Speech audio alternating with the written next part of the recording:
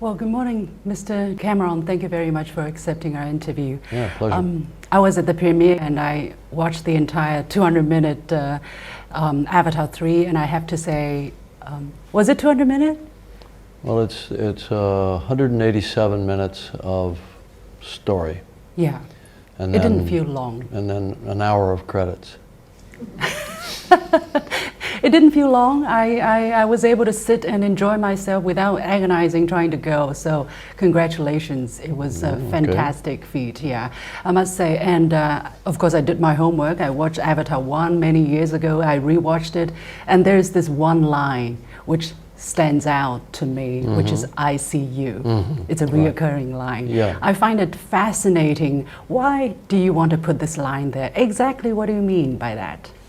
Well, I think that even the Na'vi interpret it different ways. It could be very simply a greeting, all the way to, at the other end of the spectrum, it could be a sign of deep respect or even of love. So basically what it means is that I understand you. I see, as Norm says in the first film, I see into you. I see aspects of your maybe your pain, your love, your empathy, all of those things. So I think it's the thing that we all want, which is to be seen, to be understood, to be valued, right? To be valued by our family, by our spouse, by our community, right? So when somebody says, I see you, they mean I respect you, I value you, maybe I love you even. It would be used as a very intimate expression as well. So it means many different things to the Na'vi, but it really means one thing, which is to value the other person. It's an aspect of empathy, right? So all of the divisions that we have in the world right now, the wars, the hatred, the protests, the immigration issues and so on, it's all because people don't see each other. They don't value each other.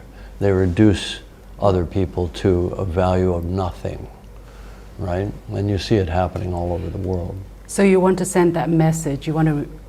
I've always been sending that message.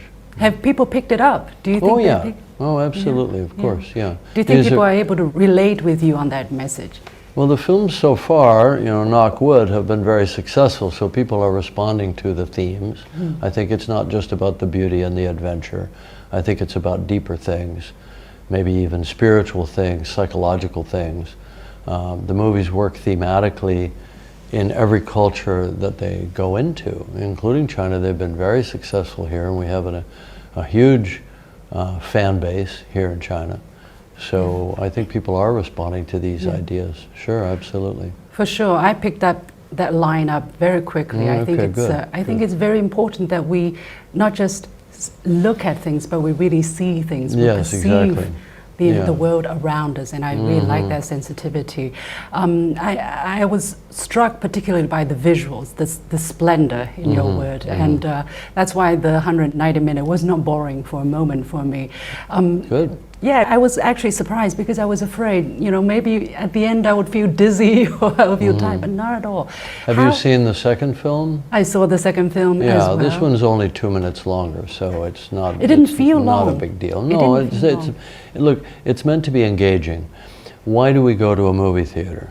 We go to be absorbed, to be engaged. We make a choice to, in a sense, surrender our control to the experience.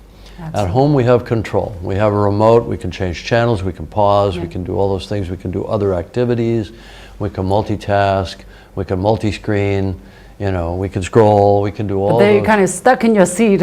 You're stuck in the theater, you're going for the ride. But it's a ride you've chosen to take, right? Absolutely. So ultimately you are in control. You put yourself there. Right. But what you're doing... It was not hard though, I'm sorry to interrupt. It was not hard for me to persuade myself to stay there because I was constantly stimulated. There's always something new there. Right. So I want to ask you this question. What is new about Avatar 3 that you haven't tried in the previous 2 installments? I think it's all new. It's a continuation of the story, so it's a part of the story you've never seen. It takes the characters into new areas, not just physically in terms of new you know, we meet two new cultures, we go to different parts of the planet we haven't seen before, we see new creatures and so on. That's a given, that the movie must do. But what the movie does in addition to that is go to new places psychologically with the characters, put the family relationships at risk, create greater stress for them, greater jeopardy for them. Would you give an example without giving a spoiler? Well, I think that, you know, for example, the relationship between Jake and his son Loak becomes, you know, quite dangerous for Loak and for Jake. The relationship between Jake and Neytiri, which is this beautiful love story that started in movie 1 and now is being tested and being torn apart. And so I think the reason that you stay engaged for the entire time is because you want to see what happens next. Right. Not just what's around the next corner in terms of visuals, but what happens with these people. How does this get resolved? You know, that's storytelling. Why did you bring out hate in that conversation between Jake and Neytiri, when you said, do you hate the people that they were born differently? You know, their children have 5 fingers instead of 4. Well, that's a thumb, and those are fingers. So okay. So it's 3 fingers or 4 fingers. Yeah, but these are issues, right? So Jake and Neytiri, as much as it's a very romantic story with them, they're also an interracial couple. And so they have mixed race children who maybe don't fit into to their community, maybe they're judged more harshly. These are issues all over the world. I think acceptance, once again, it goes back to being seen, right? Does Jake see his son Loak? Does he understand the pain that he's in, the doubt, the self-blame, all of those things? Well, Jake is blinded by his own self-blame. And Neytiri is just blaming everybody. She goes to a very dark place.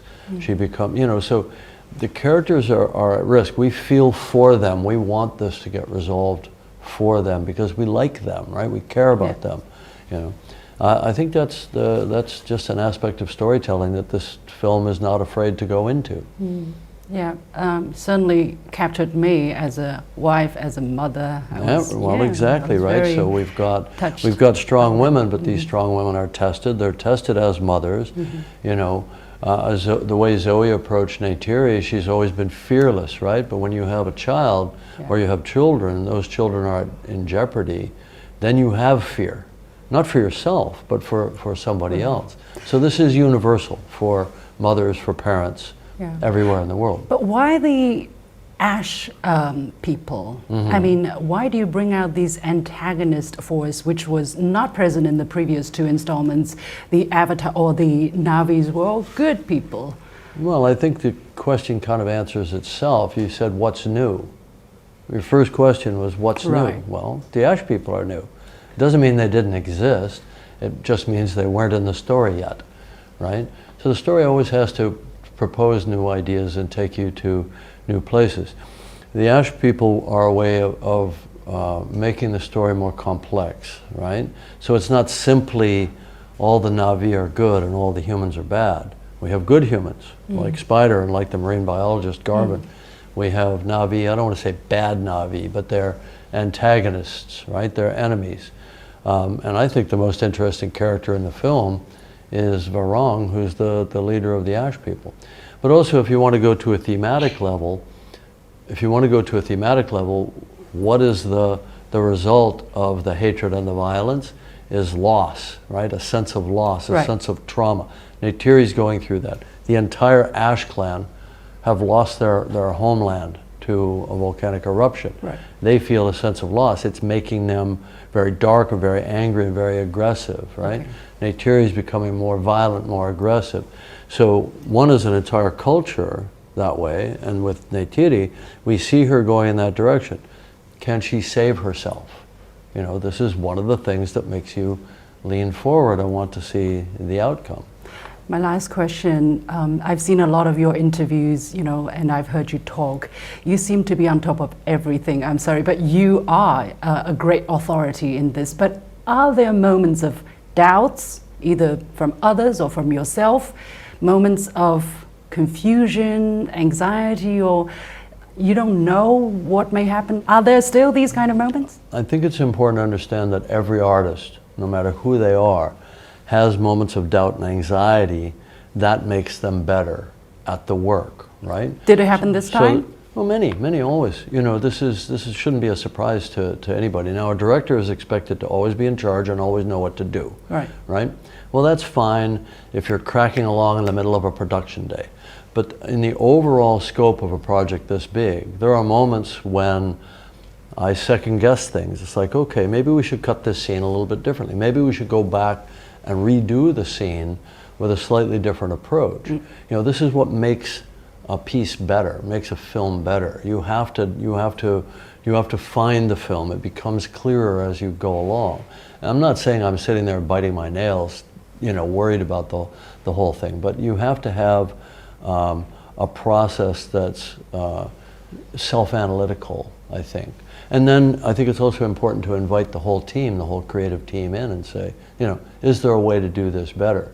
Or there's something that's not quite working here. What can we do to fix it, right? Because it's a collaborative art form. Right. Well, thank you very much. My time is up. Okay. It's been a pleasure. A pleasure talking to you. Thank you. Thank you.